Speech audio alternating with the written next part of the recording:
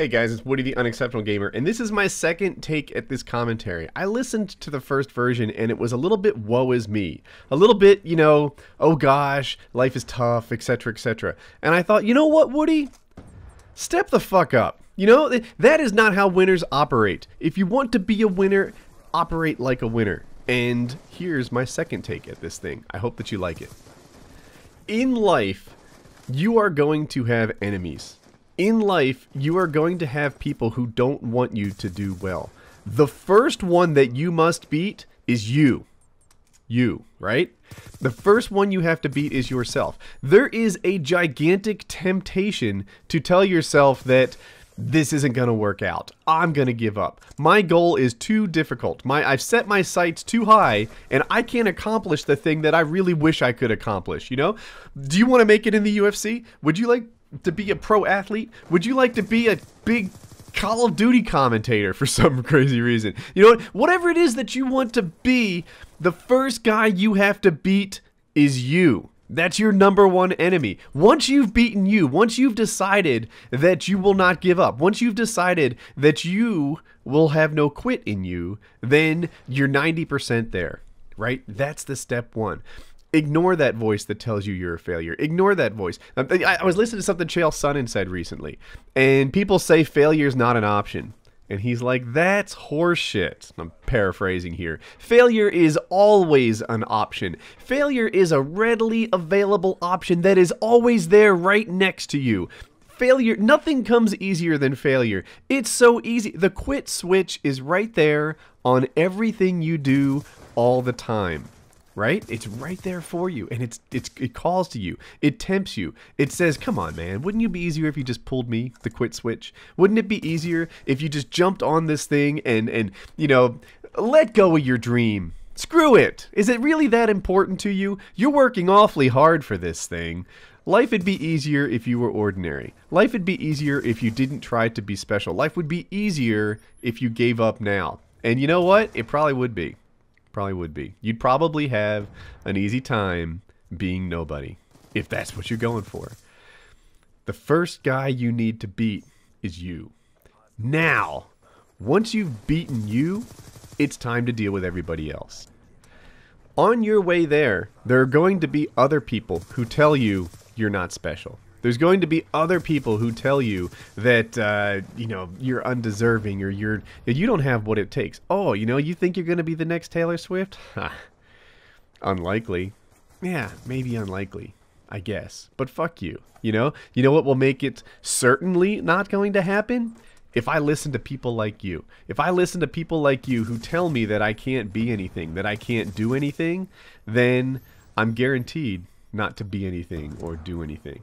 The next step after you've beaten you is to ignore the naysayers. You know, there are tons of people who say you shouldn't have what you have because I don't think you're more special than me. Well, hell, the fact that you're not listening to him is step one in being more special than that guy, right? That's the thing you need to drill into your head.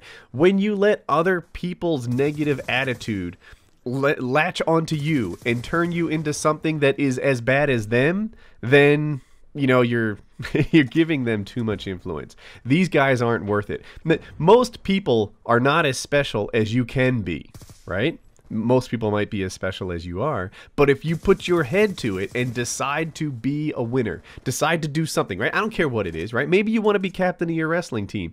That is something you can accomplish. Everyone can be captain of their wrestling team if they bust their ass for it. You know, there's somebody there who's working mega hard at it and they're achieving it. That can be you. Nice thing about wrestling, I don't know why I'm latched onto this, is that it's a weight-based sport. Therefore, you know, you can always be the best of the guys that are your size. All you got to do is work harder. All you got to do is work harder and be better. That's step one, right? You know, don't allow yourself to take that easy quit option.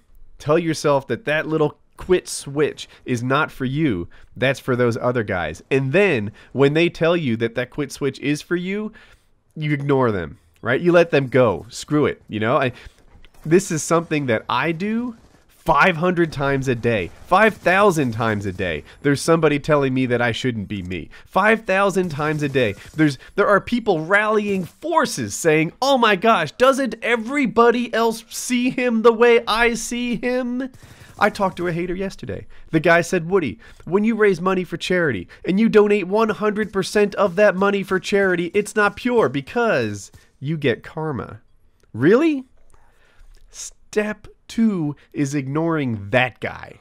Step 2 is not letting that guy get into your head because you know what you can be, right? You can be a force, however minor that force is, for good in the world, right?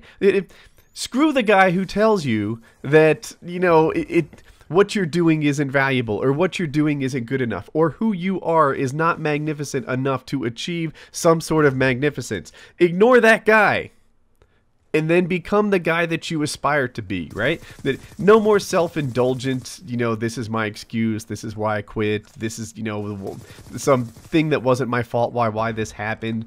No, man. Step 2 is ignoring the other people who tell you that you can't be you. I have this personal thing, right? Like everyday superheroes that block in my like. For me, there are 3 things that lots of people can do that to me are next to magic. And here I'll list them off: play a musical instrument, speak in many languages, and be an entrepreneur. Right? Each one of those things to me makes, like, they're not incredibly rare, but they're extraordinary people. I see someone play an instrument or speaking another language, it's like they're doing some sort of magic trick. And that's how I feel about being an entrepreneur as well. Well, my brother got laid off yesterday, and it wasn't his fault. The company was laying off. They somehow can't do government contracts anymore. They're a big construction firm, and without that, they weren't able to, you know, keep the staff on. And happens. People get laid off. It's especially common in the construction industry in America, and that's where he is. He's an electrical estimator. So he talked to my father, and he said, I'm thinking about starting my own business. I could be an estimator for different people. I could help them. I've got some real expertise in this, and, you know, I'd like to give it a go. And my father said no. He said, no, that's not for you. You know, you need to get a job and work for somebody else. If he listens to my dad, then my dad is right? If he lets somebody else tell him that he's not good enough, if he lets somebody else tell him that he doesn't have what it takes to run a business, that, you know, he's missing some piece of it, then he is missing some piece of it. It's going to be hard. It's going to be 24/7. If he thinks that working for himself is easier, and he doesn't, than working for somebody else, then he's crazy. It's not. It will be 24/7. He won't know how to take a vacation anymore. He might even make less money. I don't know. But he'll be his own boss, and he'll be working for himself and starting something new if he goes that route. But he can only succeed in this route, like I'm succeeding in this game right now, if he decides to not listen to the people who tell him that he doesn't have what it takes to be self-employed, that he, you know, like, you're not an entrepreneur. No. You know, you don't know what to do. You're, I don't know, not smart enough, not good enough, not old enough, not young enough, or too old, I should say. You know, whatever it is that's insufficient about you, if you let other people tell you that that thing is there and you buy into it, then that thing is there. You know, at least you haven't defeated your first 2 foes, which is yourself and the people who are near you. That's the, you know, one of the keys to success in life, you know. And I'm telling you, you know, take Taylor Swift again. I don't know why I keep going back to her. There are lots of people telling her that she can't sing, right? People who are just mean. She wrote a song about it. There are lots of people who are, you know, more than happy to point out all her flaws. Again, back to the song, as if she didn't already know them. But she didn't let them sink in, and decided that you know, she did have what it takes, and now she's a great big star. You know, that's her gig. I'm not Taylor Swift, but I've got a pretty good YouTube channel, and I guarantee you there are a million people who've told me along the way that I shouldn't succeed, that I shouldn't have what I have. And you need to be the sort that just brushes them off your shoulder like some dust, you know? Screw that guy. Screw them. They got nothing for you. They have no value to offer you. Kick them out of your life and go and be the super version of you. Not just a good version, but the super version. Be the guy that they say that you can't be. That's how you win at life. I hope you like the commentary. If you enjoyed the video, give it a like, subscribe in that top blue box, and here's two you may have missed.